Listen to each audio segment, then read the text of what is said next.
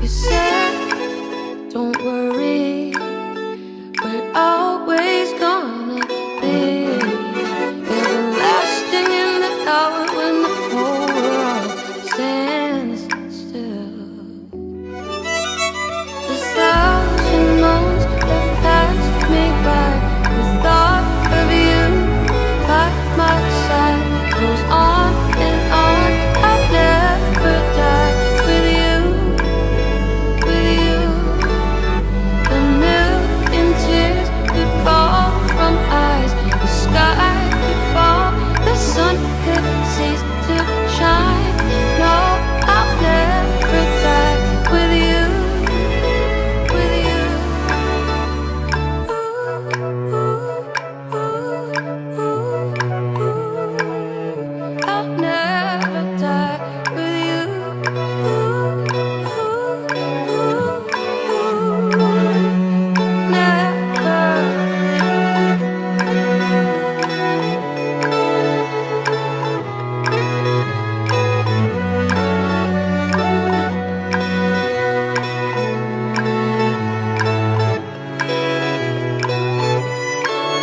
A thousand moons have passed me by. The thought of you by my side goes on and on. I'll never die with you, with you. A million tears could fall from eyes. The sky could fall, the sun could cease to shine. No, I'll never die with you, with you, with you.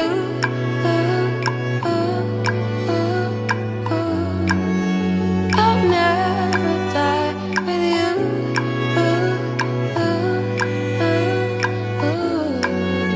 I'll never die with you.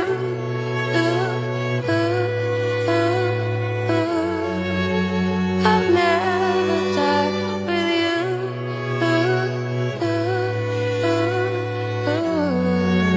I'll never.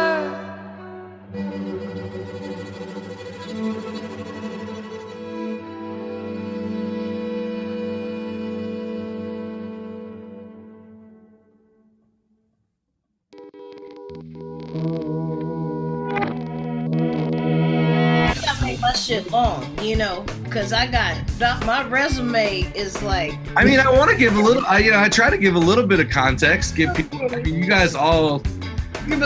Just be like, here's a black woman. That's really all they need to know. I think some context is good, but. All right, welcome to Keep Your Mind in Tune. We have an amazing panel of musicians this week. I'm just blown away by the amount of talent here. Joining us once again is Nikki Glaspie. What's up, y'all? How you feeling today? Again, we mentioned in the first episode, Nikki toured with Beyonce for 5 years, Dumpsta Funk. Did I read that you played with Shaka Khan? Mm-hmm. Yeah. And the Nth Power, Nikki's own band, really amazing. And your guys' last release was it the Bob Marley? Yes, it was. 2018. It was called Rebel Music, a tribute to the music and message of Bob Marley, and it's incredible. I recommend everybody check it out.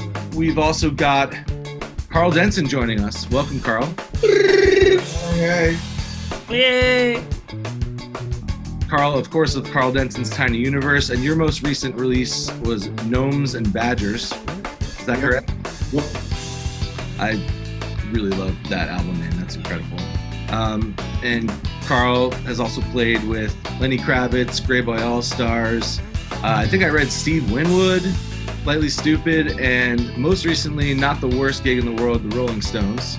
Thank you so much, Karl, for joining us here. Very excited to have you. My pleasure. And we have Sylvester Onyejiaka, who is going by Sly Fifth Ave in his solo project these days, which is really incredible. I've actually spent all morning listening to the new album, which is called What It Is. Anyone who has not checked it out should actually check it out. Go pick that up now. I'm doing it right now. And also in another one of my favorite bands, Ghost Note. Also, Sly, I knew that you played with Prince, but I read today Stevie Wonder, Gladys Knight, Dave Brubeck, Taylor Swift, and Janelle Monáe. Is that? I was just a little bit surprised. That's the only time in the history of pop music that Barry Sachs was ever a solo. Amazing. We got the whole gamut covered right here. Yeah. We got rock and roll, we got funk. There you go. Yeah. And I'm from Turquoise. That's it. Working my way up here. No, thank you guys so much for joining us. And we're going to speak with a couple people today. One of them is a former police officer from LAPD. Another one is a representative from a Black Lives Matter chapter in Denver. And, you know, we're going to dive into some complex and difficult issues and try to get some good factual information out there and solutions. And, you know, I know a lot of it is about voting. So just right at the top of the episode here, we want to remind people that on November 3rd, you know, on a local level, you have a lot of people to vote for that affect the way your community works and is funded. And there's also elections besides just the presidential election. There's so everyone should keep an eye on that at all times, because I think that's related to everything we're going to talk about. And you guys, please do your research who these people are. And you guys feeling optimistic in terms of the communities you live in and seeing enthusiasm this time around for people coming out to vote? I see ripples of it, yeah, but you never know. I guess we're not like in person as much, so like conversations with people and social media, but that only tells you so much, you know. It seems that the trend is going that way. I hope it is. Yeah, absolutely. I'm very proud to live in a place that has about the highest percentage of registered voters. It's like 98% here. So Austin. Yeah. I'm very excited for what's to come. You know, I think that a lot of people are realizing that they have a chance to actually make a difference. You know, but it takes all of us. So we got to make sure to get our families and our friends involved. Even if they think it doesn't mean anything, it definitely does. So. Well, I'm terrified. I am absolutely terrified because people are stupid and crazy right now. And I don't have any freaking trust in their asses at all. So everybody needs to get out there and vote and do the right thing and stop listening to all this nonsense and believe in all this bullshit, because it's gotten crazy. I mean, we really are living in a like a really fragile time right now. And if people need to start talking to their relatives and all their crazy ass uncles and aunts, and like we need to turn the tide of this false narrative that's going on right now. It's just it's getting out of control. And I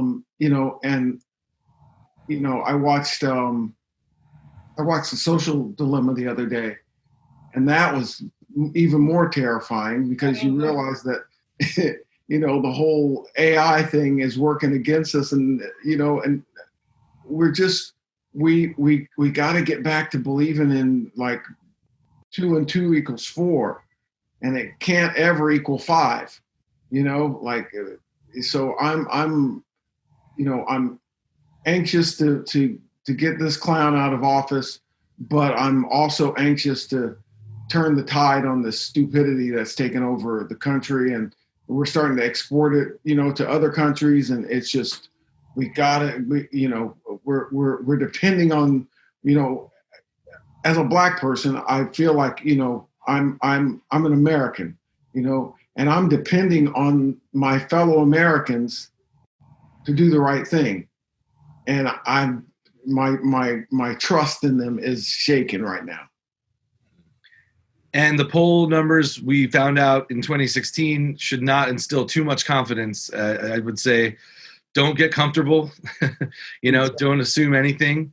We've seen crazier things happen before. More things are going to happen right up until election day. Be prepared for anything, and make sure you remain militant about getting out and voting. Vote early if you can. Vote early. Yeah, vote early. Early. That's definitely the way to go. Yes. And if you vote by mail-in, make sure that you follow all the guidelines, read really carefully, because 1 in 5 of those are thrown out. And if you feel safe otherwise, show up on election day and don't let anyone tell you you're not supposed to vote there or anything like that. They're threatening to have people out doing that and intimidating people, and everyone's got the right to do it. So get out and vote. Yeah. All right, well, let's jump on into our first guest here.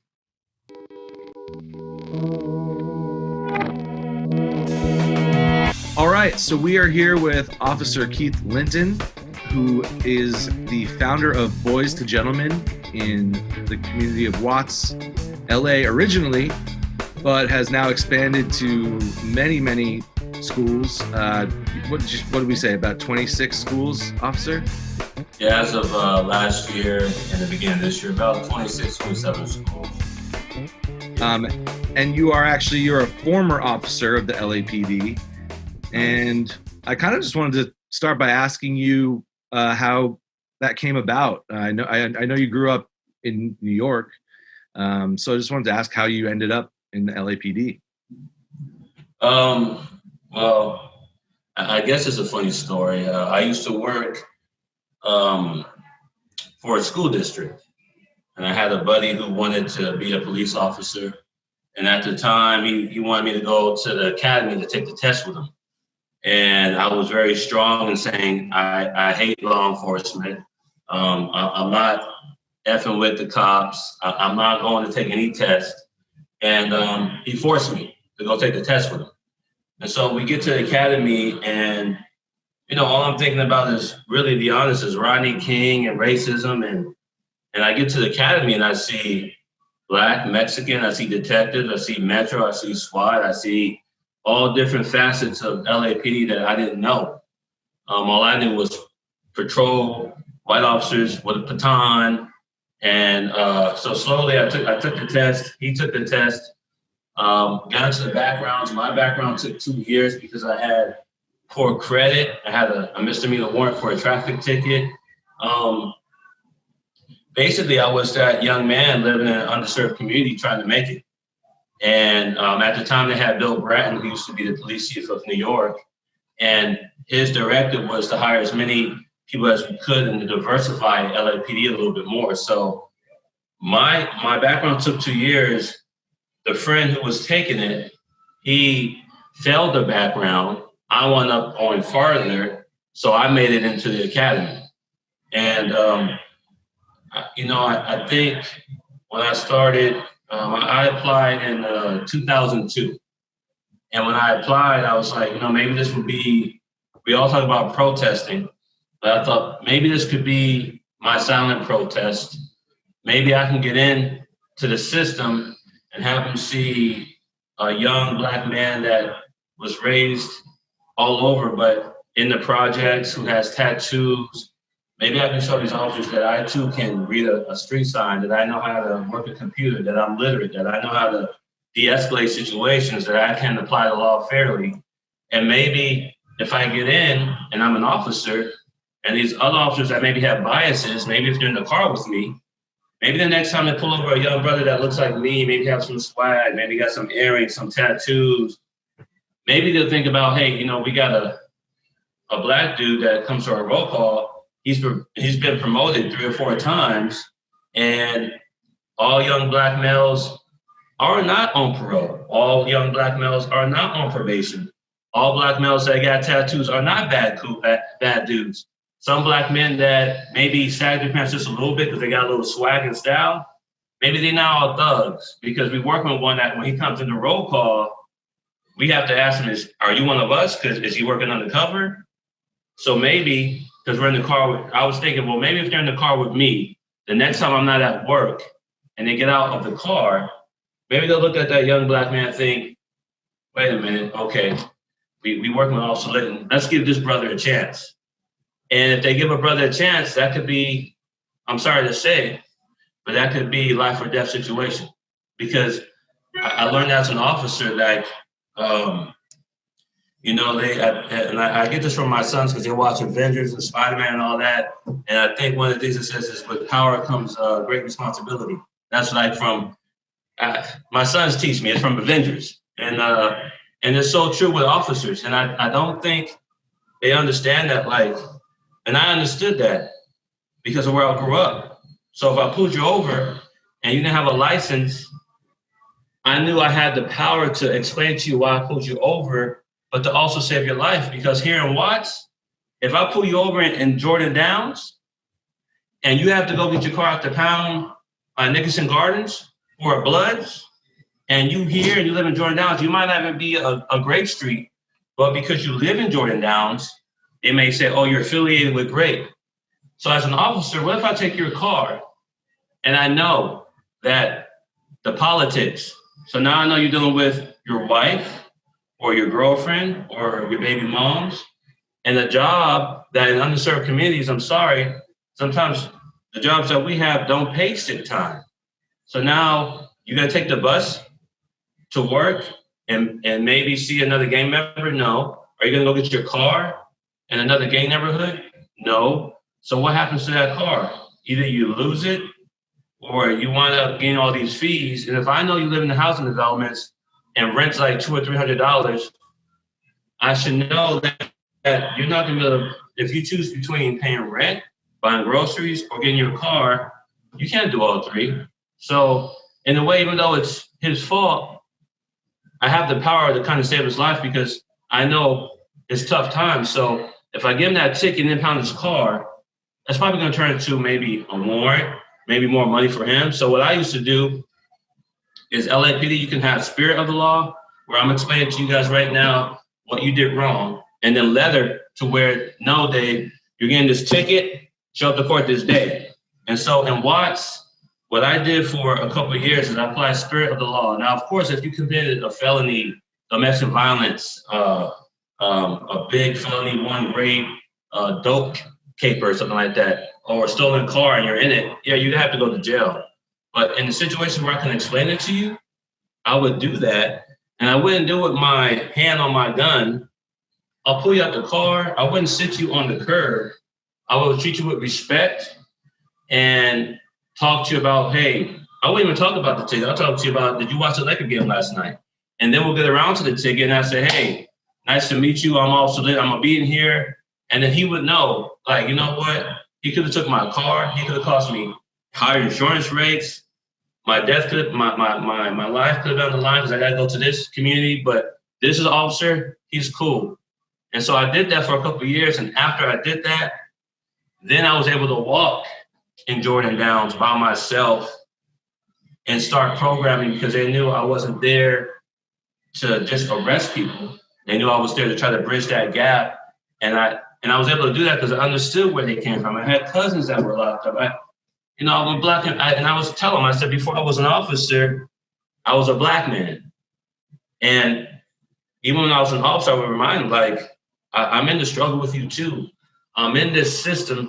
So you can see there's brothers that look like you that's willing to help and that know how to apply the law. And I'm hoping that these other officers, even from LAPD, from Chicago, they see me, maybe it could trigger in their mind, like, maybe that inherent bias I have, maybe it's not all true for all black men, all black women. So I know that's a long story, but I joined LAPD for like my silent protest.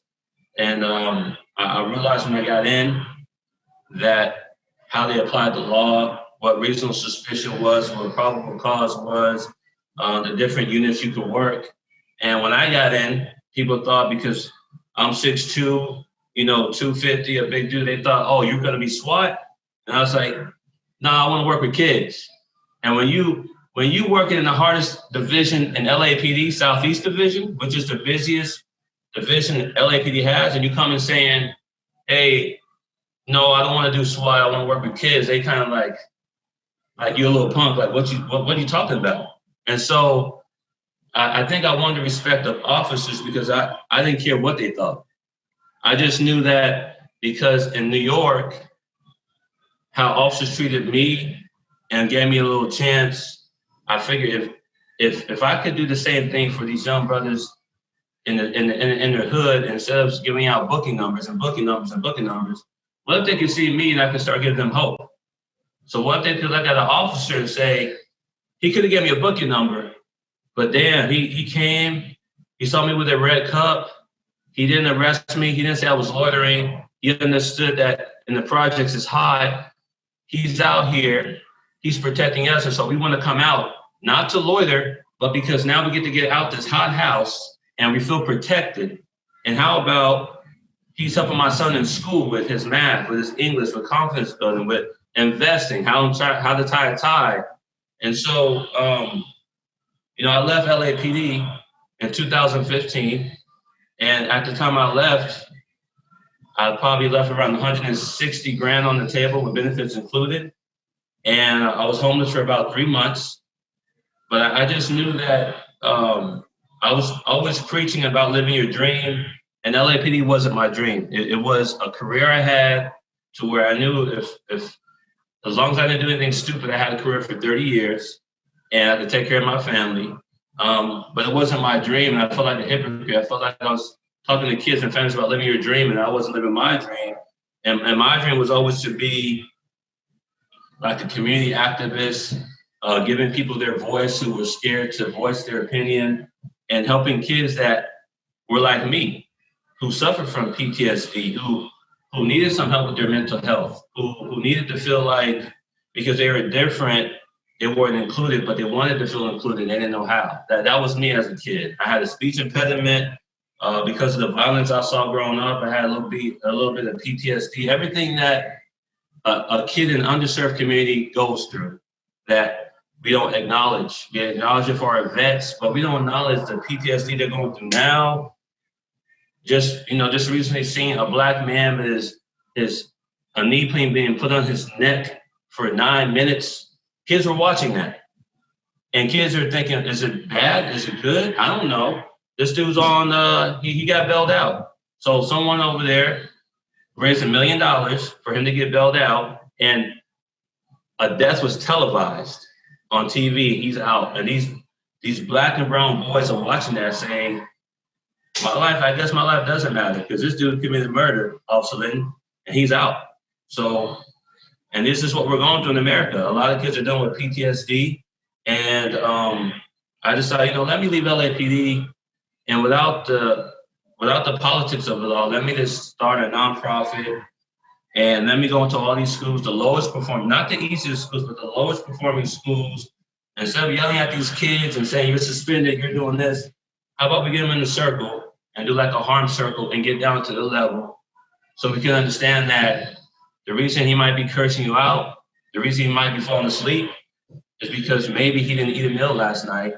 Maybe he slept in the tub last night because they were shooting and he didn't get any sleep. Maybe that's not in his life because of high incarceration rates where 95% of my young men, their dad's not at home. So maybe all these issues, and then maybe for him to even walk to school, sometimes he has to run to school. So now you have a kid who didn't eat, who didn't sleep, who has to run to school. And in the state of California, if you're in 3rd and 4th grade, only 25% of our black and brown boys can pass math or reading. So you have those 5 things. And then you get into a class and you expect these kids to just be okay. And if you don't know all that as a teacher, then as soon as, let's say I have a student named Dave, as soon as David is saying, you send out of class, you send him home. Where are you sending home to? You're sending him home to the hood, to the streets to recruit him. And I knew that. And so I said, no, let's keep him in school. Let me come into your classroom. Let me work with these kids. And that's how Be the G was formed. Yeah. Man, that's really awesome and like super inspiring. We've talked a bunch before, and I'm definitely looking forward to getting involved. I have a couple of questions, but I think I'm going to start with this one because it's a question that most African Americans have. And we always ask it to lawyers but I feel like it's definitely a great question to ask a person that used to be a police officer. When we are in compromised situations, let's say I get pulled over, whatever, and it's actually happened to me quite a few times. But, like pulled out of the car, profiled, do you have any weapons? Like anyone who knows me knows that, like, I would never like have any weapons or be any type of threatening human being. But I have been treated that way just because of the way that I look. So, what is your advice as far as like how to handle that situation? Like lawyers always tell us, you have to know your rights and like say this and that, but from someone that is on the other side, how do you think it is best for us to like de-escalate that type of situation? That it's tough. It's we've had our talks where we've talked in our Wednesday Zoom meeting sometime, and it really pains me, even as a former officer, to see that. What I say is, because I was pulled over the other day, and because I don't look like an officer anymore, because I have my beard and sometimes I wear my earrings, and when I don't have a long sleeve, you see all these tattoos. So even myself, a former officer, since I've been retired, I probably got pulled over about 50 times. And that 1-5 or 5-0? 5-0. 50 in 5 years. Yes. Wow. And I'm a former officer, so I have a dark tinted vehicle, and even me knowing my rights, I get a little nervous because I'm like, and I'm sorry to say, but in my mind, I'm like, I hope I'm able to get out the words that I'm a former officer, and the reason why I went over tenants because I have gear in here still, and I don't want people looking in my car before they prone me out. And I'm sorry, but as a black man, and I don't think anyone can understand, as a black man and seeing all the stuff on TV and seeing an officer say, hey, let me see your ID that says you can carry a concealed weapon, and he gets killed in front of his baby and his mother. I can't think of the guy's name right now, but that happened a year ago, a couple years ago. So I'm always thinking that, like, what was that? They don't know who I am. I'm sorry. Carl, what did you say? No, that's Felipe Castillo. Yes. They got shot holding his own with his right to carry. Right, and all he was doing was like this. I'm gonna show you my eye, and boom, and his little baby is consoling the mother, and I'm thinking they don't know I'm also Linton, so please don't let that happen to me. And that shouldn't even be in my mind. And I'm a former officer, so how much worse for Sly, for Karl, for Nikki, that you have no idea what law enforcement does. And so I always tell people, like, it's a thin line, because Nikki could be real calm and be like, yes, officer, here's my ID and this and that. But what if the other officer is just pissed off? Like I've seen on some of these news channels or I've seen it to where the guy's real calm. Like Castillo was very calm. Yes, officer, I have a concealed. Let me see your ID. Okay, boom. What did he do wrong? He wasn't belligerent, and the officer was like this, and so he had the baby, and the wife was next to him. So it's like, I could tell you. Let me sneak in here. So a lot of this just have you seen up close that kind of irrational fear from a white officer towards people of color? That's a good question. When I worked at Southeast Division and I did traffic stops and I had a white officer, no, I did not. But what I did see is when we got to the car and I would ask the person, and my gun wouldn't be out, and I would ask a person for the license registration, I could see that they were nervous, because as an officer, I would look right here and I would see this going all over the place. And then meant to me, like, you're guilty. It meant to me, like, let me calm you down, because I get it. I understand. You don't know what's going on. And so I See, some officers might look at that and see this popping out and say, oh, he's guilty, something going on, and they heightened it and they escalated it to like, get out the car. And I would say, brother, this is cool. Yo, do you have your license and registration? Don't worry about it. You cool. Let me just, you ran that light. Why'd you run the light? Let me just talk to you. Because I would think, I got a partner. I got a walkie-talkie to where I can call it airship. I don't need to escalate the situation. I'm under control. I got all the training in the world. The training probably is some element of it, right? I mean, officers who are that reactionary might be either just ill fit their personality to be a uniformed officer from the beginning, and furthermore may not have been properly trained or just not taken in the training. It sounds like you were very fortunate to be, in a tight knit group of officers who you helped to educate. But we see so many examples of what Karl was asking about. Yeah, and you know what? And not to cut you off there, but you know what? Like LAPD, the division, because we got 21 divisions, so I can't speak for every division within LAPD. But Southeast Division, where I worked, the training I received was, I'm probably biased to it, but I felt like it was the best in the world. My tactics, but with all the training, the best training I had was who I was and where I grew up, and my mother and my father, and the common sense. I think people forget. Sometimes common sense is better than a bachelor's or doctorates. Common sense, and then just inherently how I was raised to treat people with respect. And I think that, like in Kentucky and all these other cities, I can't speak on their training because I see shootings that, as a former officer, I just don't understand. But I think, we talked about. I think Trump was saying that it's racist to have cultural diversity training, and I think.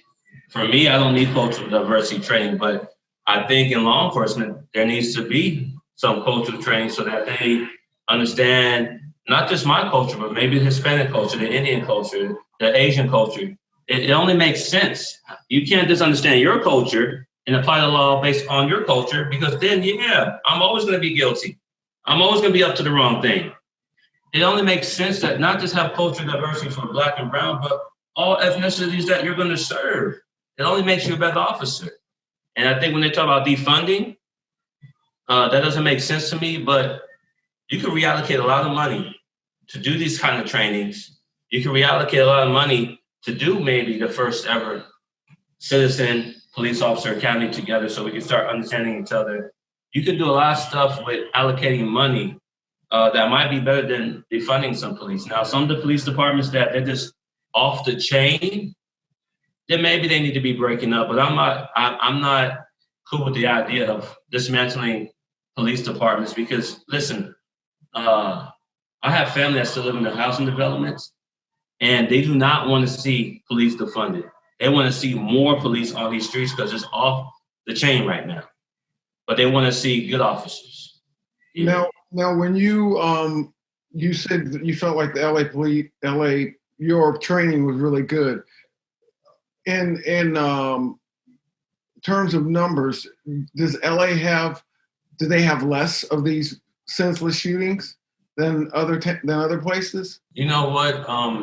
I think in the last couple of years, and now I don't know the inside because I've been out of law enforcement for 5 years. But when I was an officer, we had a couple of police shootings. But we didn't have, because is in the area that I worked at in LA, the police shootings are going to happen because you're dealing with a lot. You're dealing with a lot of citizens. But yeah, I don't know the numbers, but yeah, I'm pretty sure that they had a lot of police shootings. And what law enforcement does around the world is sometimes before it can make the media, let's settle. Let's pay them all this money so that we don't have to go to court. And if we don't go to court, then there's no cameras. They're not talking about what happened. If you just say, hey, Karl, we kind of messed up. This officer's gonna get some training. here's a couple million. And Karl says, okay, then the case closed, right? And I think even it's sad because even with Breonna Taylor, I get it. You know, they got 12 mil, but that's not justice. You know, and I know that, especially during the pandemic, we're not millionaires. So someone throws millions of dollars, we might take it, but in the future, we're gonna have to start saying, and excuse my language, fuck your money. Let's go to court. He needs to, you know, you give me $12 million and then he's getting bailed out the next day, and I can't kiss my daughter on the cheek, and she didn't do anything wrong. No, we're not gonna be cool with giving your money now and not having and just being quiet. So get your money. How about we go to court, and then after he's convicted, and I'm coming for your money. I was wondering, because you have, obviously, you know, all the officers have the same training, right? You all go through the same police academy, and you have the benefit, we could say, of coming from the community that you're actually policing. So, and then being able to draw these connections between like as you were saying, like, oh, okay, well, you know what, he's speeding because he's going through like a neighborhood he's not supposed to be in. He's trying not to get in trouble, and just being able to put those things together and like understand what's going on. And like, you obviously like were able to influence like people directly around you, but like, I don't know, I guess in my mind, like if I see like everything that's going on, riots in the streets, I'm a police officer, I'm just like, all right, well, if I was like towing that line a little bit, I'd be like, well, maybe like I should stop, or maybe I should straighten up my act or consider it. But it seems like these things continue to persist, and I'm just wondering, I'm like, because not everybody's going to have like your point of view of having grown up in that, but like, how does it actually like, how does it change like from within the department, and then also like what needs to happen like outside of the department to actually get people to start asking themselves these kind of questions, and like, I guess, what is it called? Critical policing, like actually like thinking about what's happening instead of just blindly following orders or going through the motions of pulling people over and reaching quotas and tickets like that. Like how do you think we could possibly come to something like that? No, that's a good question, Sly, and I think it's going to take years. I think it starts from, you know, we're talking about voting on November 3rd, and that's great.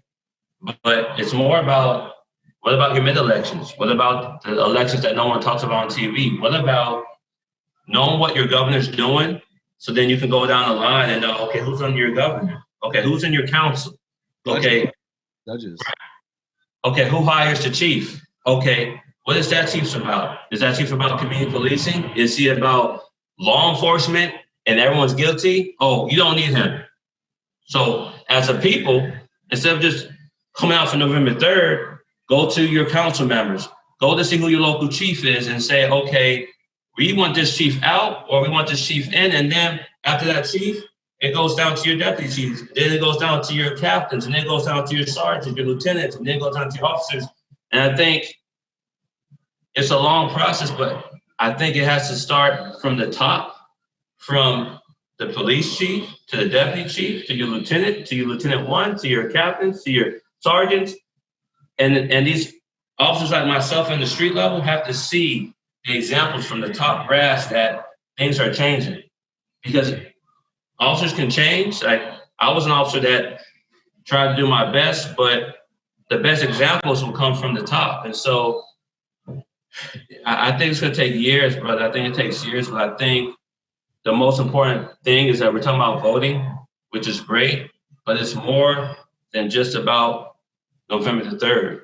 I don't think people understand that Trump has put almost 200 judges in places. Who stands in front of those judges? And what are those judges about? Are they about law enforcement? So when they see Sly and you're standing there with just a little ounce or whatever, now you're getting 5, 10, 15 years? Or are they judges that's going to look at you and try to help you? Like, but we can vote on stuff like that. And people are thinking just November 3rd, but I think the way they change policing is reallocating. And now, instead of just, you can protest, but you also go up to your city council meetings and find out what this chief's about. Let me see his background. How is he hired? Let me go to Southeast Division. Let me see what that captain's about. Let me see what that sergeant about. We have the right to do that so that you know who your elected officials are in your county, your state, and how they see police work. I think people just think, oh, to change person, let's defund them and let's elect Biden. No, it starts at the grassroots. And I think people forget, like, we got midterms, you got different elections that happen before November 3rd that no one takes part in. And then you have and I'm not saying LAPD, but then you might have a police chief that gets into power, and I think just law enforcement, just law and order, and people complain about it, and it's like, it's not fair. Do you know about him? Do you know you can go and you can Google him? How did he get elected? Get him out of office. You can do that too. So it's sometimes I think it's like a disease, and I don't know where the cure is, but they haven't even tried to develop a vaccine for it yet. LAPD, it's worth noting that had a lot of attention drawn to it in the early 90s for violence, and so they were actually under scrutiny in a unique way that the rest of many other cities weren't.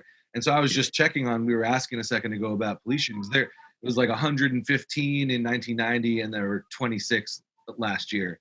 Right. So it's coming down there, but that's because of the scrutiny. And I think that scrutiny doesn't exist. It didn't exist in Minneapolis or in Ferguson or all these places where these things are happening. And so some of it is public scrutiny, because when people realize that they're being watched carefully, they change their behavior. But I think some of defund the police, and part of the reason I don't love the slogan is because I don't think it does justice.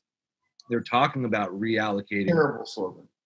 Yeah, they're talking about reallocating the funds to people who specialize. Okay, a traffic, police officer who deals with that, mental health, actual violent crimes, homelessness,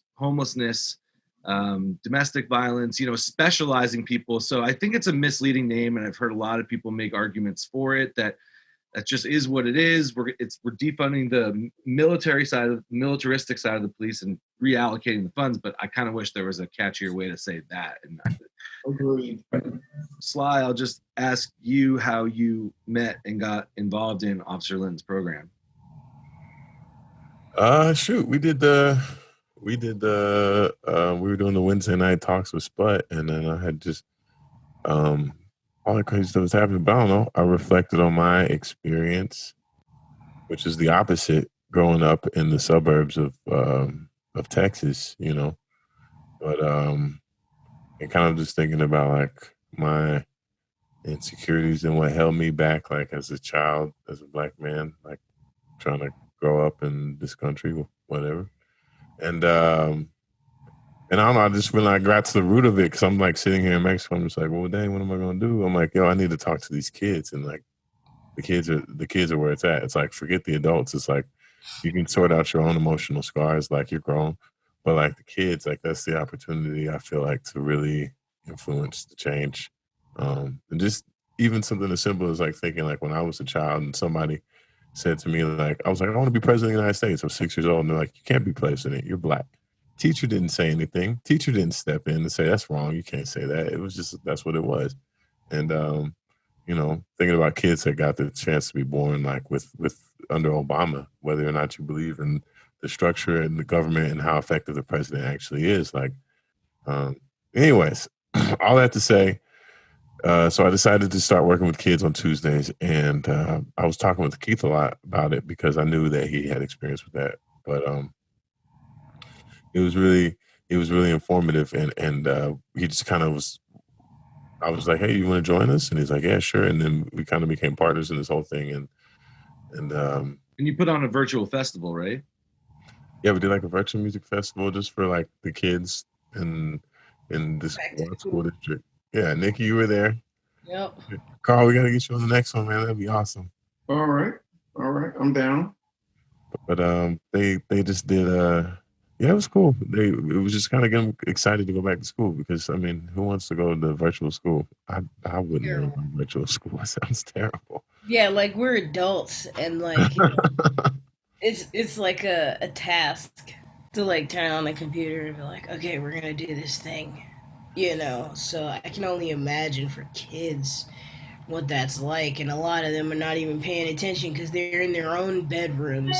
Like I taught a music camp, a virtual music camp, and there was this one kid, he was laying down, you know, and we're like, yo, you gotta get up because like we know you're in your house and we know you're in your room, you know.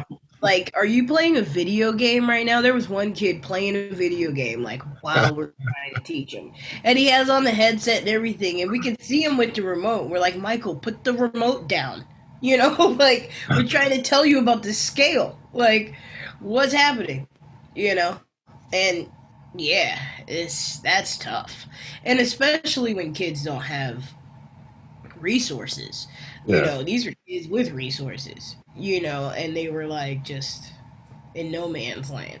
So having kids that like don't really have anything and they're just sitting there staring at the screen, I don't know. I really want to get to the bottom of this, like as far as figuring out how to how to get everybody to vote and pay attention this next, few years, because this police thing is crazy. And I tell you, the most startling thing that I realized during this Trump era is I always thought that there were more black people in this country than there are. You know, Same here. we only represent 13%, like 14% of the population. So we are really dependent on white people figuring it out. You start looking at the policing and looking at the irrational fear that we evoke. You know, it's kind of like Doc Rivers was saying. You know, like everybody's, the Republicans are giving everybody this scare tactic, like we're the ones to be scared of, but we're the ones that being killed. Yeah. You know, like we're definitely more in that, that Dave Chappelle, like, scared of the young white guy, Yeah. for the real reasons, just like what's going on in Michigan right now with these freaking guys getting ready to kidnap the governor. That is crazy. But that said, back to the policing thing, like we just, I agree with you, Keith, on the, as far as the voting, and really, like, I'm going to take a look at who my police chief is and who the guys are under him, and, and actually start reaching out to City Hall and finding out what's being done on this level, because it really is the important part. I mean, I just want to figure out how to get this irrational fear out of everybody, so we're not, like the fact that you are worried about how fast you can let them know that you're an ex-police officer. For those of us who think sometimes, because we're fairly articulate, but that shouldn't really be the criteria. Like we shouldn't have to. You shouldn't have to prove your intelligence to be treated fairly, and that's part of what goes on too. Like I'm able to usually talk my way out of a police encounter, because I'm not doing any dirt, and I'm quick on my feet with that. But that shouldn't be the criteria for somebody not getting shot.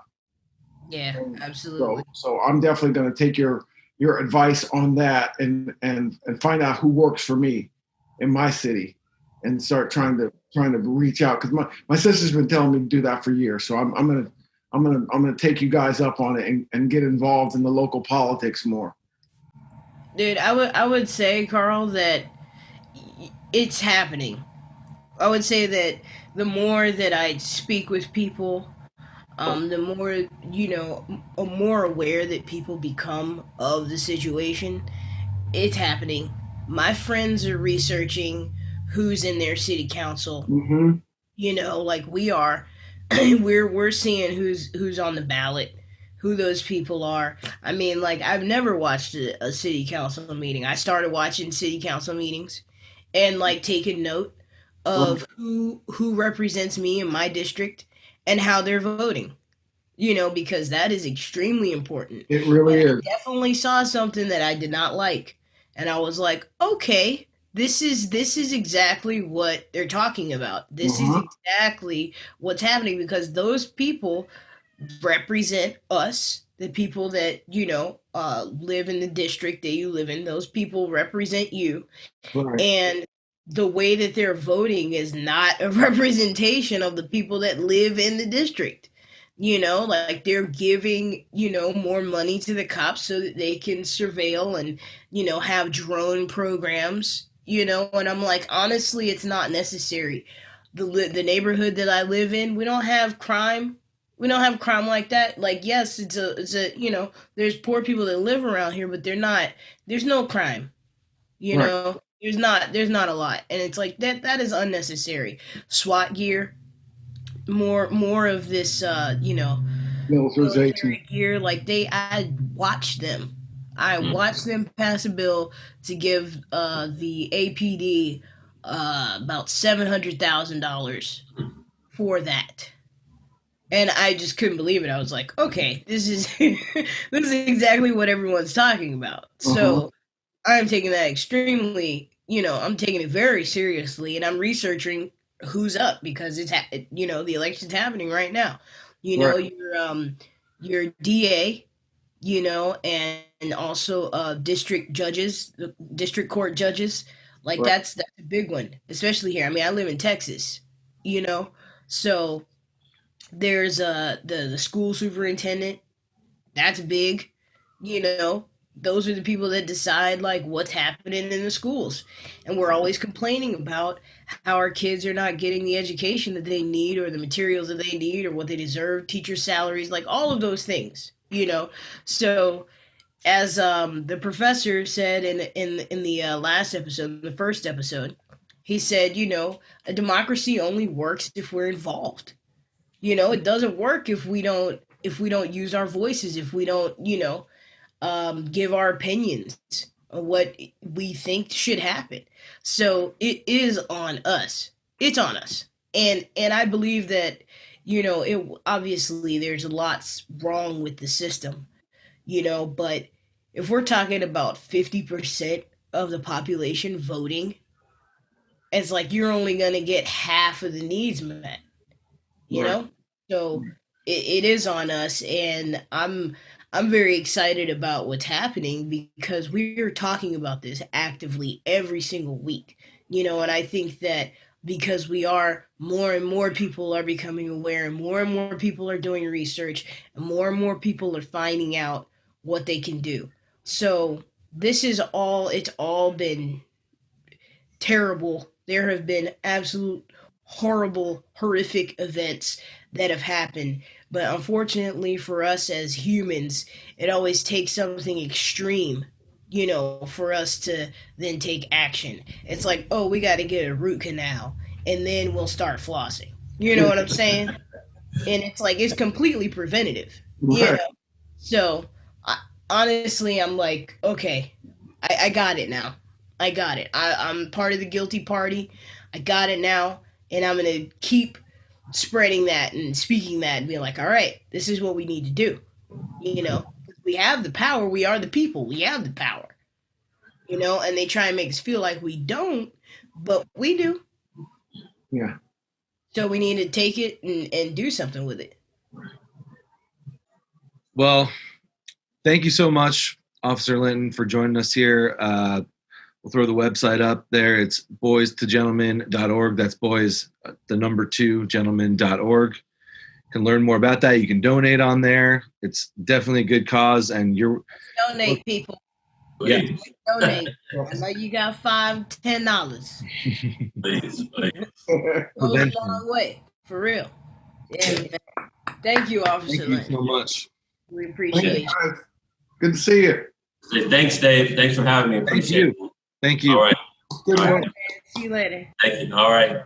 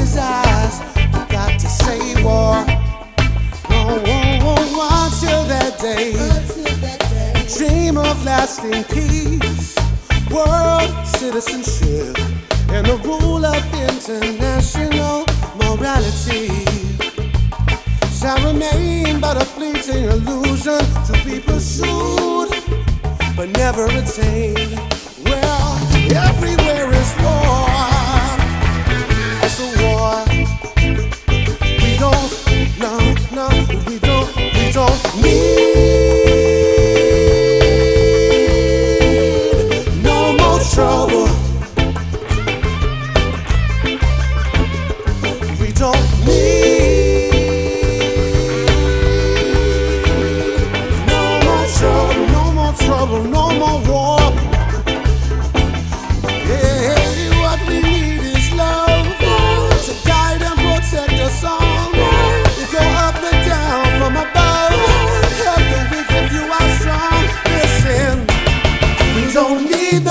trouble. Stop, no. What we need is love. What we need is that sweet love. We believe in the healing power of love this evening.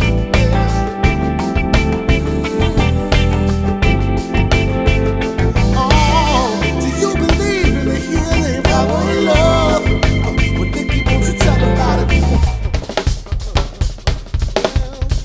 Take it up a little higher. Do you believe in the healing power of love? Oh, yeah.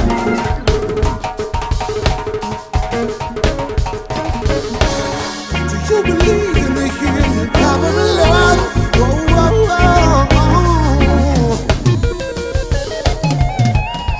take it up a little higher. We believe in the healing power of love, power of love, power of love, power of love, power of love, power of love. Yeah.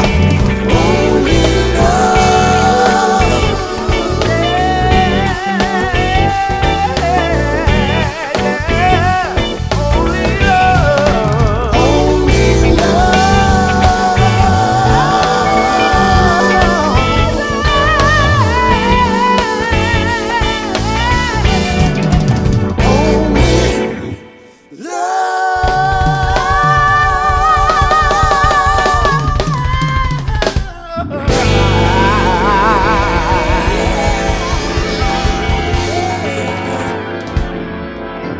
oh Lord.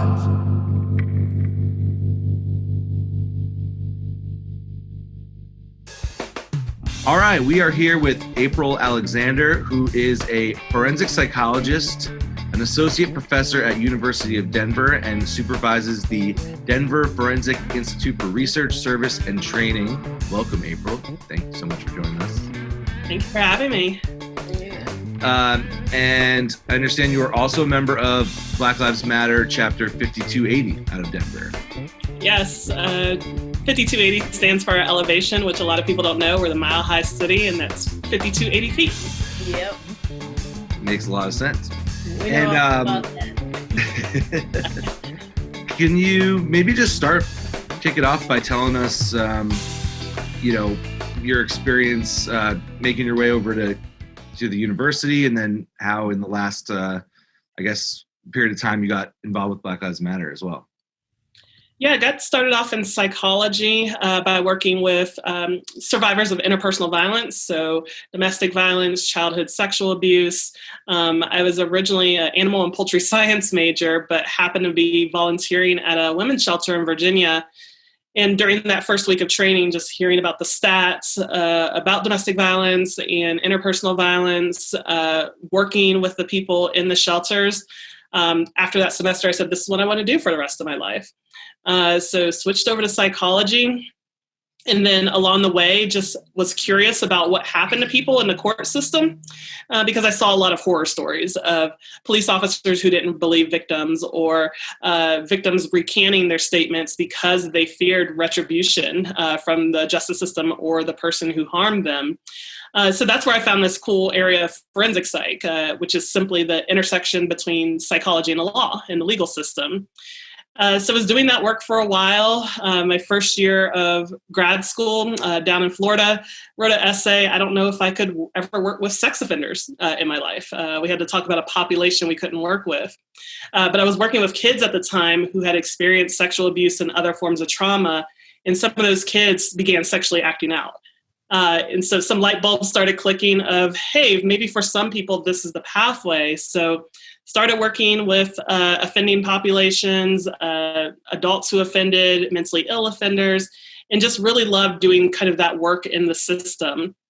My first job was at Auburn University in Alabama, working in a juvenile detention facility, which was just a great experience in working with youth who were struggling, who didn't have resources, things like comprehensive sex ed, majority Black and brown youth in these facilities.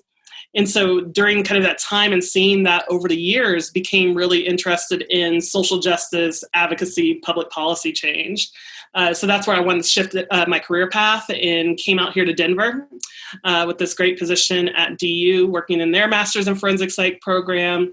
I teach and train students on how to become involved in social justice and advocacy efforts. And then I also model it in the community. So, my whole career is now kind of centered on how do we get equity in our systems, whether it's the juvenile justice system, criminal justice system, or educational systems. And so when did you join the BLM chapter? Yeah, so I moved here to Denver and I said I need to kind of learn about this community. So I really just went out to a bunch of different events, started learning kind of the history here in Denver, especially of our 5 Points district. I don't know if you've all been to 5 Points here in Denver, but it's it was known as the Harlem of the West and has this rich history of all the great jazz musicians used to come through. That's where our cultural center for our Black community is. But now it's being faced with gentrification. So just learning that history, meeting people in the community, and I came across Black Lives Matter 5280 while I was at one of those community events. And I heard about the work that they were doing in the community, and I was inspired to be a part of that movement after hearing the murders of Trayvon Martin and Sandra Bland really got to me during my time in Alabama. And so that's when I joined on board. So that was about 3.5, 4 years ago now. I just want to, one of the misconceptions I hear all the time is, people try to pin down Black Lives Matter as this one thing or an organization or the leader of it, said this or said that, or this is what they believe, this is where they get money, all these things. And I don't want to entertain that too much and waste too much of our time here with it, but just wanted to point out that the organization is separate from the movement in a way, Would you say that's a correct statement? Yeah, that's how I break it down for people. So when we say Black Lives Matter, anybody could be a part of that. There is this larger movement. If you believe that Black Lives Matter and that's the work that you want to engage in, you are part of Black Lives Matter as this kind of big social justice movement. Yes, there were founders who created like this global network, but even that, the chapters even operate independently. So their chapters have all kind of common guiding principles. So all of us should be centering Black women, Black femmes, Black LGBTQ, abiding by intersectionality and intergenerational kind of frameworks. So all the chapters kind of abide by those kind of guiding principles, but we all operate kind of independently. So Black Lives Matter 5280, we do a number of things. And I think in the media, they often talk about, they're just bashing police, and that's all that they do. It's all about police violence, and we just do so much more. Within our chapter, we have 3 different squads. We have a community wellness squad, just making sure that our community is taken care of. When Black people in our community have different needs or ask, they reach out to us for that. It could be funeral expenses. It could be individuals were injured at a protest and we help them with their medical bills. Just 2 weeks ago, we know that people are being evicted because they've lost their job and they're struggling making ends meet during COVID. We helped families pay their rent and mortgage. So we're really about kind of community wellness and kind of centering what the needs of our community is. And then next we have an economic justice squad, again, just talking about issues related to gentrification. We're displacing our Black and brown communities out of the Denver metro area because it's not affordable. There was a recent article that came out, the average home is $660,000. So I can't even afford to live here. Others can't afford to live here. And so that's a big struggle we're talking about in thinking about the businesses that are moving into these gentrified areas. There was a big stink a couple of years ago of Ink Coffee. They had a sign outside. You might have heard of it on national news. It was like happily gentrifying since 2014. That's not a joke to us. Yeah. So, making sure that we're up there and standing up for people in that economic justice squad. Uplifting Black businesses and supporting them. We're doing a lot around marijuana reform efforts. We still have people incarcerated here in Colorado for marijuana offenses that are no longer offenses. And then there's people making millions and millions of dollars off weed, off of being drug dealers from back in the day. And only 1% of dispensary owners are Black and Latinx. So that's a problem. How can we build a pipeline, apprenticeship program, something to give back to the community that we did harm to for that same behavior? And then last is our education squad, just tackling educational inequities in our system. We know the school to prison pipeline is real, which is kind of sets up policies, procedures that push our kids out of schools, into the streets, into the criminal justice system. So you might be familiar with the Crown Act that started in California, anti-hair discrimination bill, that we had kids being kicked out of schools or being kicked off of their sports teams for having their hair in locks or braids. Right. And we had that here in Colorado. And so we passed the Crown Act this year as legislation, again, to end that. And so we're bringing a lot of awareness to that. The lack of Black teachers here in this area, that Denver in certain pockets, or if you go to Aurora, that a lot of people are learning about right now, Aurora is one of the most diverse areas in the country, especially their school districts. I think over 40 different languages spoken there, because we have so many different refugee and immigrant populations. So how do we provide them with teachers who look like them and keep them employed? Because we know our teachers are often overtaxed and overburdened and having to leave. And so we've been doing a lot of that work on just addressing those educational inequities. We've been a part of the Counselors Not Cops movement to get school resource officers out of schools. And this year, with the big Black Lives Matter momentum, we were able to support other organizations, other community organizers, to get cops out of Denver public schools. They're going to terminate their contract with school resource officers in 2021. Wow. So, when we talk about Black Lives Matter, we're talking about all of that. Yeah. We're talking about addressing all the inequality and inequities in our system in so many different ways. And so a lot of our work is doing that. Like we weren't even out much at the protest this summer for a number of reasons. First, COVID's real. And we know COVID's disproportionately affecting minoritized communities.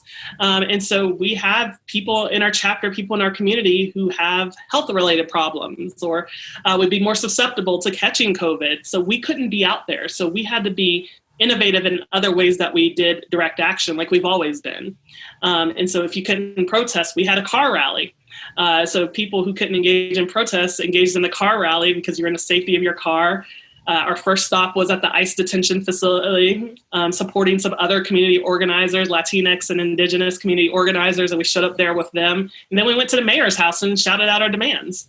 And so there's so many different ways besides protest, and protest is a valid way of direct action, but there's so many different ways that you can engage in direct action during this time, and we do a really good job of modeling that. That's awesome. Covering a lot of ground. Yeah, definitely. I mean, I would say that's important for a lot of people to know. People always think when they hear Black Lives Matter, they're just like, oh, these people, they go protest and like that's all they do. It's like, no, obviously there is way more that is done that people just don't know about, and I think we're in the age of like misinformation. We've spoken about that quite a bit, and we've actually had to Dave actually wrote something. It was very eloquent and very thought out, just debunking the fake, the farce that is, Yeah, and I think for people to hear all of that, it's just it's undeniable that it's actually about making tangible change.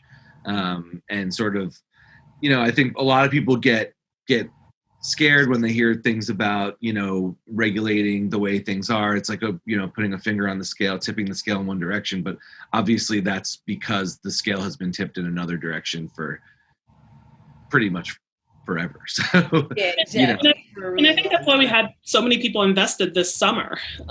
Is I think it was a bit of COVID, that COVID disrupted all of our systems and showed how quickly things can fail. And it highlighted so many of the disparities that happen in our system. What happens when you lose your job? You can't go into your job because of pandemic. What happens when you can't get toilet paper and your basic needs? And we're fighting over that. And then people were stuck at home and they were forced to watch the George Floyd video. So they got to see another type of injustice. So I think what happened during the summer and the protest is people are like, oh my God, everything is bad. Everything can't operate. My students can't, or my kids can't get online and do schooling because we don't have broadband internet or good Wi-Fi.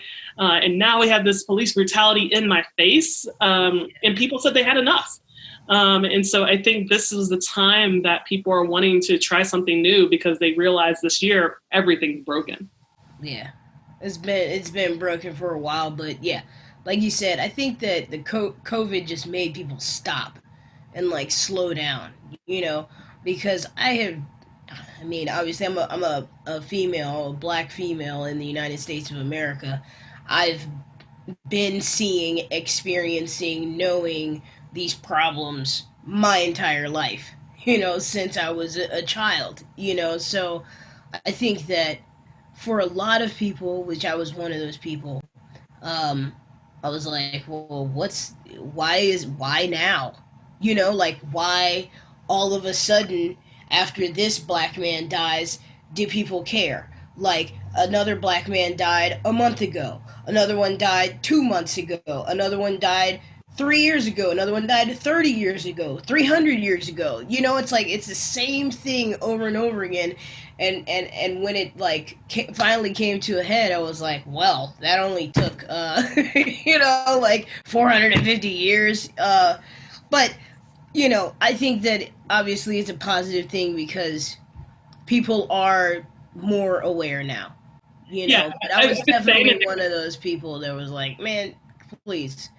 I said to people in the community, I said, you're late, but I'm still welcoming you. Yeah, absolutely. Because we have to do this together.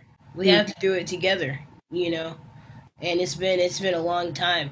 But I have a question for you, just for people that are watching and people that want to get involved in social justice change.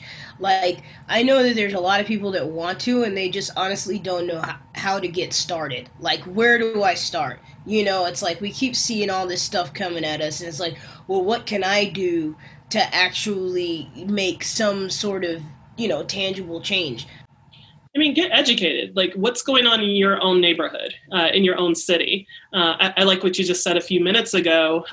When the protests in Denver started, I was listening to the news, and they were like, what? Denver's not a protest city. They're not an activist city. What is going on? Why are people doing this? And I was like, that's not true. Yeah. There was a protest yesterday at the ICE detention facility. There was one last week on this. We are an activist city. And then they said, why are they marching for George Floyd and Breonna Taylor? That doesn't make sense. And I'm like, those aren't the only people we're marching for. Elijah McClain just died a few months ago. And then people in the community said, what? Who is that? What is that about? And then now the whole world knows Elijah McClain's name. Ellen's tweeting his name. Janelle Monáe is doing a video about him. And so I think people need to learn about what is actually going on in your community. These Black folks aren't just out here marching for no reason. Go find out why they're out there marching. What is the struggle that they're talking about? Just go up to them, talk to them. Who are the important community organizers in your community? And again, not just Black, our Indigenous, our Latinx, our queer folks, go out there and just meet. And, I had to do that myself. You just can't implant yourself and say, I'm here to change everything. I'm going to do this work. No, there's people who've been doing it before you, and not just the people in the last 5 years. I'm talking about our ancestors. So I'm out here talking to the 70-year-olds who've been saying the same thing for the last 70 years. And so get to know your community first. And there's a bunch of resources out there. I often talk to people who want to be allies or accomplices who ask the question, what do I do? Well, we've been telling you. And why is it that this year all these books are bestsellers that have been out for 5 years? So the Me and White Supremacy, the White Fragility, Between You and Me. All of those books have been out for 5 years. Why are they bestsellers now? Because it's trendy. So that also should call you to action of what are you reading? What are you listening to? What media are you consuming? Who's in your school? Who's in your workplace? Why is it that there are no Black leaders in your workplace? So start asking those questions and pushing for that change there. It's getting to know your community and starting to question the processes that are happening around you, not at just the individual level, but the systemic level. I've seen more people showing up to city council meetings right now. City council. Yeah, one Yeah, one, it's more accessible because our city council is online right now, so that makes it a little bit more accessible. So that's that might have been part of it, but it's people wanting to get informed. Why is New York City spending $4 billion on policing?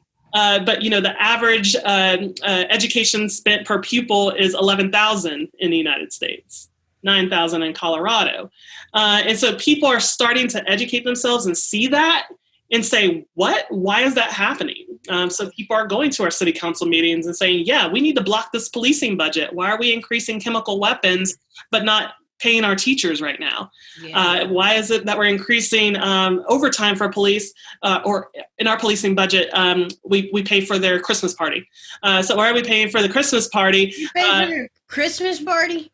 It's in statute to do that every year. So I learned that this year. So we're doing that, but we're cutting mental health spending.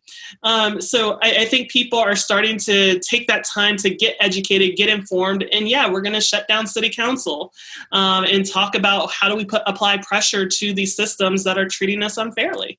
I understand too that you've been, lately, obviously with the pandemic hitting, you've been examining the ways in which it affects, your community and in general communities of color more than it does, what is it, 3 times more? Yes. Generally. And,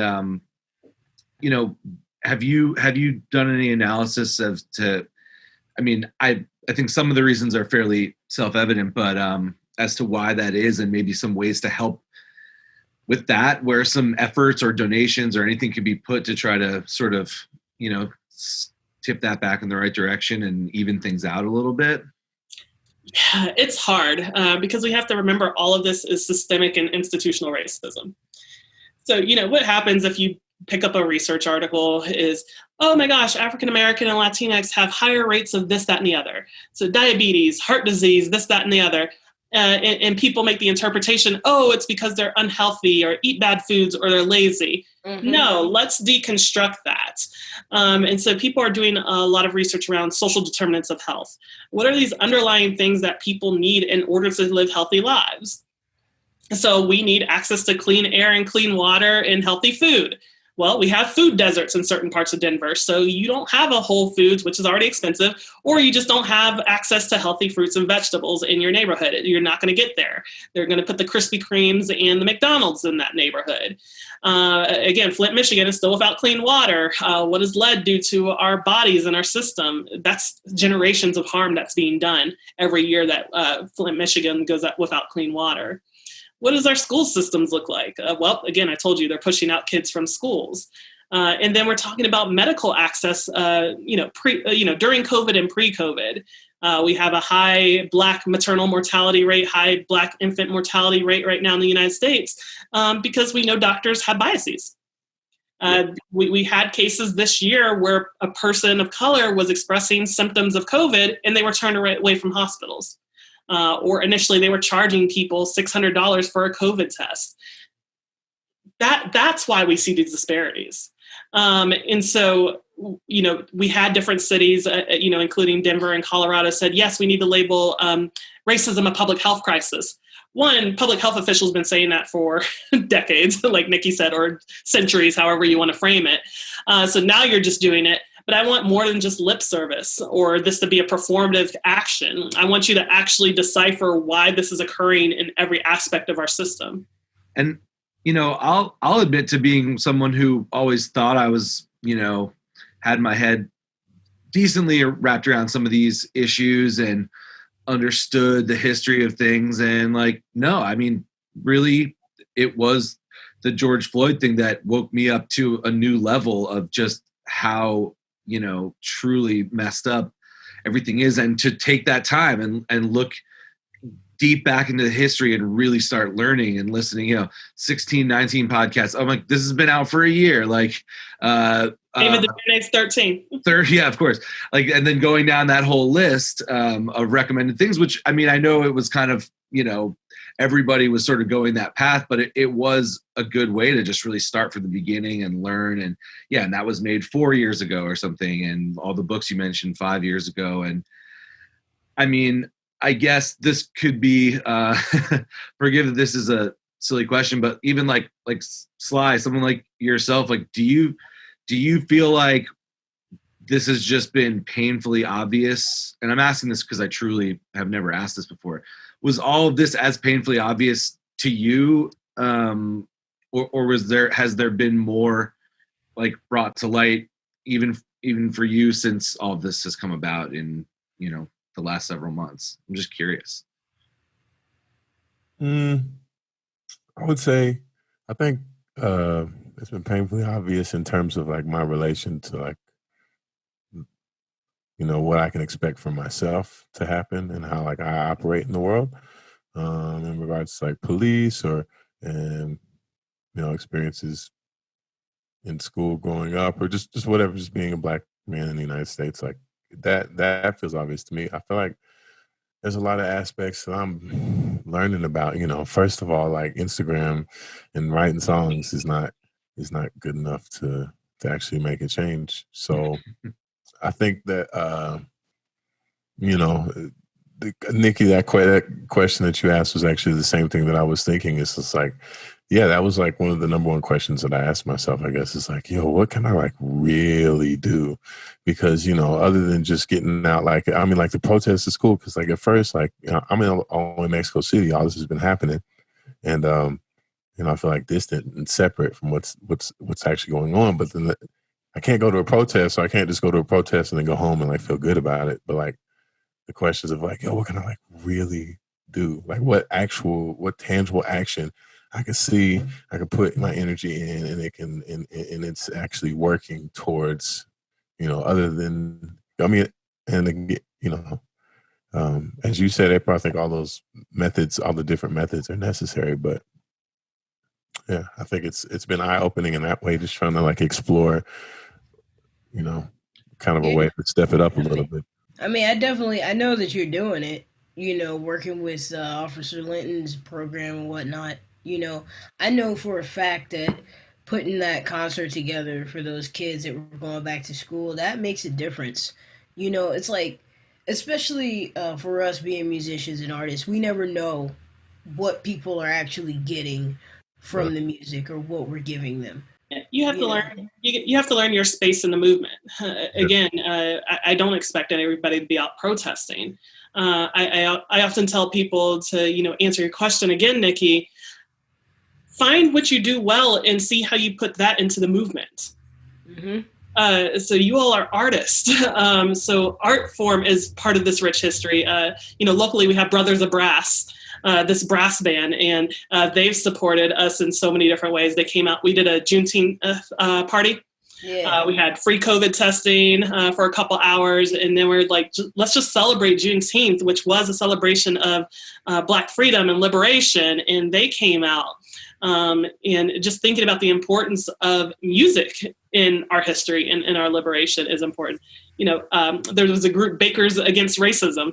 It was people who do baked goods, and they were selling them and giving the donations to Black Lives Matter, and they dropped off their cookies during the Juneteenth celebration. Yeah. Maybe you're a graphic artist and maybe you can make art for the movie. There's just so many different ways in which you can contribute to this space, and people are listening and people are watching that, especially our youth, that there's so many different ways to get tapped in. So what are your specific talents that you can bring to the table in this movement?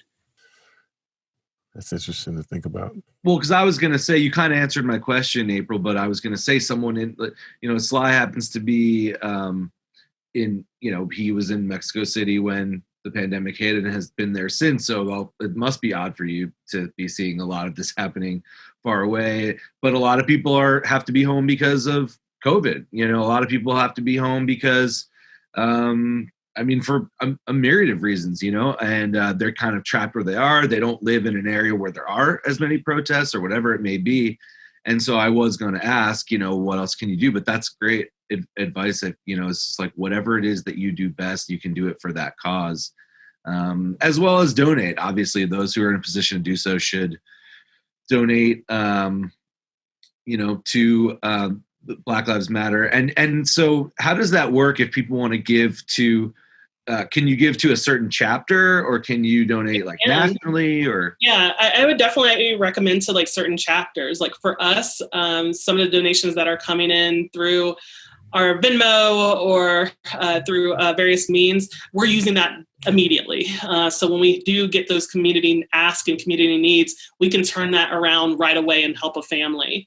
And so I often tell people to, definitely donate to the specific chapters in your community, because they might need it even more urgently right now, especially like Louisville and all the stuff they're doing for Breonna Taylor. They need that support directly to the chapter. Your local bail funds, support them, because they're helping protesters. They're getting protesters access to, again, medical treatments. We had people who had their jaws broken and, bones crushed. So getting them money and getting people who were arrested money to get bailed out is just so important. So look for those kind of local spaces where you can tap in and give. We have a big unhoused community. So giving them support, food, PPE, cleaning supplies, whatever. We were able to take our tent and now go to different locations around town and do that. And that was with community funds that we were able to kind of do that and buy all the supplies we needed to help support our unhoused folks and others who just needed simple PPE. Yeah, I've heard that it's been a real problem there in Denver for a couple years, right? I heard a terrible story about how, I don't know if it was the mayor or the governor, was like bussing people out, and I don't know. The same thing was happening here in Austin. Actually, they were like collecting people and taking them out by the airport. It's like they don't have any resources out there. Nothing. Yeah. Like you just drop people off in a parking lot because like it's an eyesore, but it's like if they're here in town, at least there's people that will give them food. There's people that will give them water. There's people that give them money, to help them out. And it's really terrible. It's like, it's so inhumane. I can't believe. I'm like, you guys just picked people up and took them out to like a deserted parking lot. Or we've been doing sweeps lately. So we're just getting all your stuff and collecting it for you never to have your stuff again, and putting up fences so you can't even go in this area that is close to the harm reduction center, which helps people who have addiction problems. Mm-hmm. So now they can't get that treatment that they need because they can't be nearby anymore. Oh, wow. Yeah. Literally trying to make it harder for people who have nothing. They have absolutely nothing, and you make it even harder. And it's criminalized almost. We've talked about this in some other segments. It's, and yet another thing that I just think I didn't spend enough time thinking about, growing up and into adulthood. Like, this is not a choice that people are making. It's either an issue of substance abuse, mental illness, or one paycheck away, COVID-19, right? Yeah. That's becoming one paycheck away from homelessness. And so like it really on the job. Like, anything can happen. Medical crisis, right? Yeah. Well, thank you so much. Do you guys, either of you guys, Sly, you have any other questions or anything? I'm just fascinated by all the information you just shared. Thank you so much for talking with us. Not a problem. Yeah. I'm just glad to talk about, this is just one chapter, and I know the other chapters are across the country are just doing so much. If we look at DC, Louisville, LA, again, they've had a big space in changing their budget. And so there's so many kind of community organizers, not just BLM, but other local folks who are doing this work and have been doing so for such a rich time. And I think now this year is the year that people are paying attention again. That we have these cycles throughout different civil rights movements.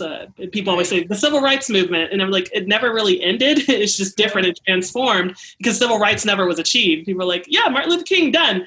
No, he was killed. He was murdered, assassinated, and civil rights never came about. Yeah. Right.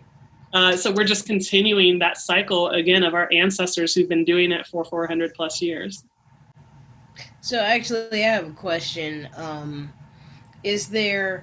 I know there's a Black Lives Matter like website, but is there like a database that has all of the chapters in it listed? Yeah. Because I know there's been confusion because there was the guy out in California that had the Black Lives Matter Foundation, and that was not part of Black Lives Matter.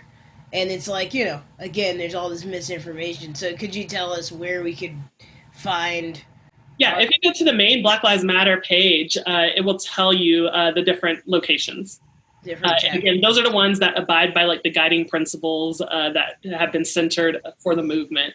I keep repeating that because, this summer, even in Denver, new organizers started cropping up in the city. People, again, were compelled to act and organize and show up. But people would go to their protest or actions thinking it was us. And they were saying things that were homophobic or transphobic or not centering Black women. And so we would get, messages on our Facebook page and our Instagram, is this y'all? Because I thought y'all valued this. And I'm like, yeah, we're not out there. That's not us. And so, I think that's something that's also kind of important to kind of think about. When I say Black Lives Matter, I mean all Black lives. I mean my folks in the ICE detention. I mean my LGBTQ community. I mean all Black lives. And so, again, that's a value of ours. So, yeah, if you go to the main Black Lives Matter page, you will see like the main handful of chapters that, again, surround themselves in those guiding principles. What do you do with the misinformation out there? Like, that's not even really a priority. Like, is it? I mean, because I feel like not many people know about everything that you just told us. Is that a goal? A daily goal? You're like, all right, this is how we're gonna, or you just focused on the mission? We're focused on the mission. And again, it's been weird. Somebody asked me about 2 months ago, they're like, how do you feel that now everything you've been talking about for years, both in your professional career and in your work in activism, is now everybody wants to listen, or now it's trendy? So it is a little different we would have a Facebook post on our Black Lives Matter 5280 page, and we'd only have like 10 likes. Now it's thousands.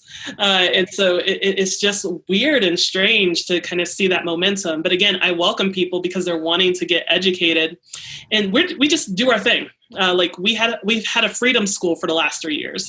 Freedom school is having that rich history in the civil rights movement of educating our children when the schools weren't equal. So every year we have a week-long freedom school to teach our kids historically accurate Black history, to teach them about activism as a youth. We have Black business owners come in and teach them things. So somebody comes into this Tai Chi with them to teach them, mindfulness and social emotional learning. We have a Black nutrition company, Fit and New, owned by 2 sisters. They come in and they make green smoothies with our kids and dance with our kids. So when we're focused on that, hopefully it shines through and people start learning about it. Because that's urgent. You don't have time to waste. Because people, even if it takes a really long time, they come around, they learn, they look back at history and understand,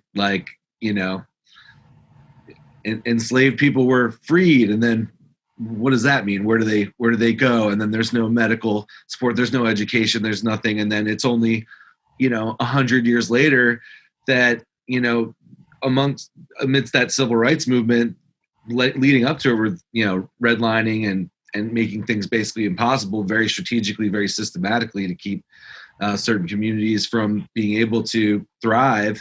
And we think of, I just wanted to, because you mentioned it before, the civil rights movement is celebrated, and I was taught in school, everybody, that was it. It was, and everybody was killed. Malcolm X was killed, Martin Luther King. I mean, even RFK, who was trying, whether for political reasons or not, to advocate, and many other people. And it's crazy that we were able to grow up thinking that was like a big, it was a small victory. There were small victories, I should say, but I'm glad that, the masses are realizing that how much work there is to do. And I hope that everyone gets out and votes in every way, locally up to the top, to help us make those changes, because the public opinion is moving on this in the right direction. And I hope that keeps going. Yeah, again, continue to know your community. Like Sly said, have you spoken to somebody who's gone to the protest? I always joke, do I seem like a terrorist? I'm just a college professor with a cute dog. Like, if it was a cat, if you were petting a cat in your lap, that would be much more intimidating. Yeah, right. Find out about the people in your community doing this work, because you'll start seeing those myths disproven. There was one time I was at a protest downtown, and again, an article just came out last week from Time Magazine. 93% of protests have been peaceful. So a reporter interviewed me as I'm just marching, and then when I go home, my interview's at the back half. They talk about the property destruction that happened after the protest was over. The organizers of the protest said, all right, let's go home. And we all went home. And then an hour later, some people started busting windows. And that's what made the news. Right. And this guy drove through protesters, almost hitting hundreds of protesters. So that didn't even make the segment that night. I had friends who were almost driven through by a person who drove through protesters. But what made the news? Those broken windows. Wow. And so, talk to people in your community to see what's really going on. Because again, these myths are just perpetuated sometimes in the media, and it's just so unfortunate. Thank you. Thank you again so much for your time. Not a problem. Thank you guys. It was good speaking with you. Hope to see you soon. Yep. Take care.